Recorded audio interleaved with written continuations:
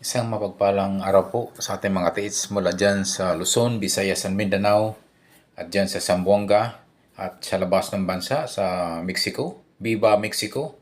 Muchas gracias, amigo.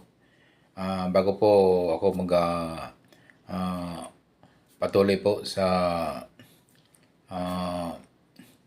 sa aking pag hook up po sa isang constructions po. Ito po ay ako po ay nagpapasalamat po sa ating mga kates po na walang sawang pagsubaybay po at sa mga followers ko po and subscribers. Thank you so much po. Maraming salamat po sa inyo. At kayo po ay todo suporta po sa aking YouTube channel. Bagamat ito ay napakaliit pang YouTube channel mga katits. Okay po mga katits, ito po ay isang projects po na hindi malaman kung ito ay anong klaseng projects ito na ngayon ay massive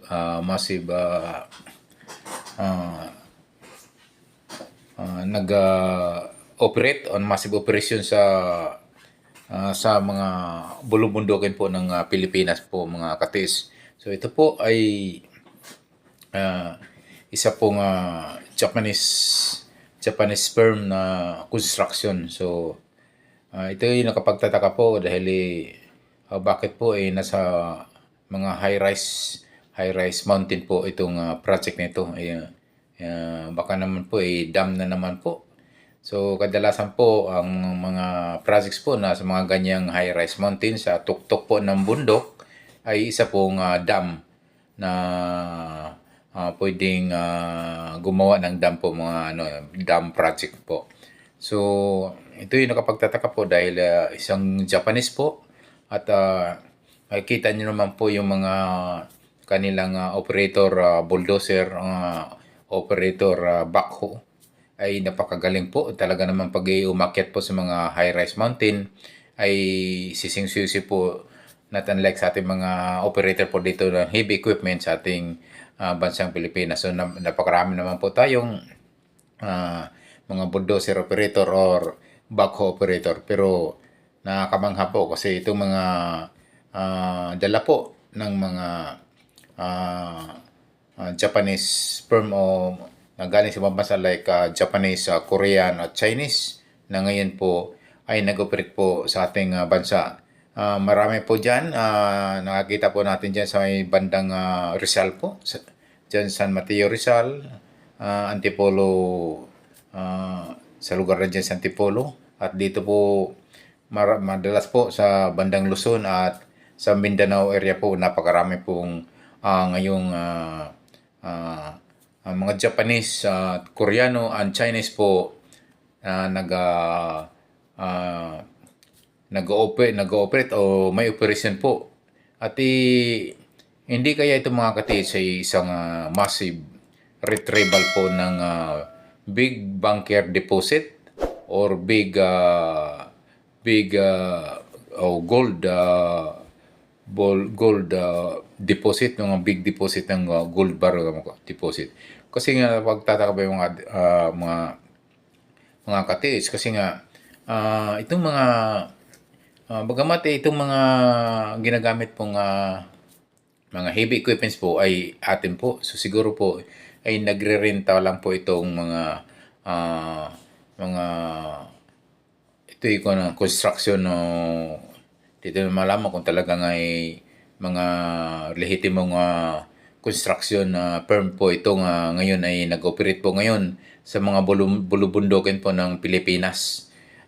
Lalo-lalo na po may sa may Quezon Province, dyan sa may Rizal po, yung mga malapad pong lupain na medyo may high, mga matatas po na bundok.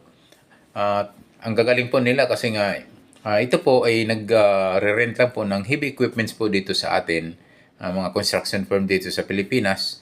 At ito may mga bit-bit po, may dala-dala pong mga operator po ito, may mga driver ng bulldozer, driver ng backhoe na napakagaling. Ito po ay kaya pong magpaakyat po ng bulldozer po sa tuktok po ng mountain o sa mga high-rise mountain po. Ganun po. Kagaling po itong mga Japanese firm o Japanese at Korean at Chinese. Posible po na ito na po yung sinasabi nila na massive retrieval po ng Yamashita treasure po sa ating bansa. So ito po nga ngayon po ay isa pong nakapagtataka dahil yung mga big marker sign, yung mga big boulder sign po ay kanilang binabasag o inaalis po. So ano pong ibig sabihin po nito? At yung mga big boulder marker at yung mga big boulder sign na napakalaking bato na ay kanila pong remove at kanilang inaalis at sinisira, binibreak or binibiyak. So, posible na nga katiits at parang isang retrieval na nga ito ng pwedeng big bunker deposit ng gold o mga big deposit ng gold dito po sa ating bansang Pilipinas. So ito po mga katiits ay akin lang napapansin po ang tama po ang ating minsan hinala na pwede pong palabas lang kaya ito na ito po may project o may dam project dyan sa tuktok ng bundok o ito'y isang lihim lang, isang strategy lamang upang makuha po yung mga gusto nila makuha. Ito po yung mapapansin nyo po, mga big boulder po na bato yan. Ay inaalis po nila yan,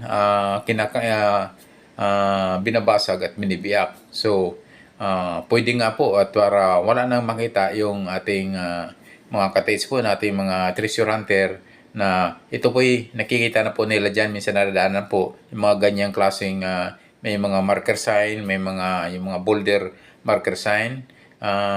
Inaalis po nila ngayon at binabasag po nila. So siguro po nasa inyong isipan siguro ano nga talagang itong projects na nandyan sa tuktok ngayon sa mga bulong-bulokin natin sa Pilipinas. Ito kaya po ay may mga connection po sa gobyerno. Posible po dahil pag sinasabing pera pag-usapan po, walang imposible po. Pag pera talaga involved, money talks nga, ay talaga namang gagalaw na po lahat. So ganyan po. Ito po mga nag-operate po ngayon sa bundok po na mga Japanese, Korean, and Chinese. Wala pong talagang heavy equipment po dito dala, kundi nagre-rent lang po yan. Kadalasan po nagre-rent yan sa Pilipinas, sa mga construction firm po natin dito. Ang mabigat lang sa kanila, ang magaling lang, mayroon sila mga bit-bit na mga driver operator ng bulldozer, driver operator ng backhoe. Ganun kagaling nila mga katiits. Ito po mga katiits, yung mga area po, dahil talaga mapapansin mo, talaga namang medyo high-rise mountain po ito. Ganito pala, pag ganito pong mga big bunker deposit, big deposit na area, ay ito nga tama po yung sinasabi, may mga bomb trap yan, may mga booby trap, may mga danger trap yan. So tama yung ginagawa pala nila, napapansin nyo po, na yung bago nila iniwan pala yung big deposit, big bunker deposit na yan, talagang may mga trap yan, may booby trap, may bomb trap, may mga dangerous, talaga naman pwedeng sumabog, pwedeng makapinsala talaga sa mga treasure hunter po natin na gusto mag-atim po at nakakita po ng mga ganitong big boulder markers na posibleng may big bunker deposit po ng mga gold bar ng mga mula po sa mga Hapon, mga katiits. So ito po mga katiits, talaga naman po yung kanilang habang ito'y kanilang tinatago, hinuhukay.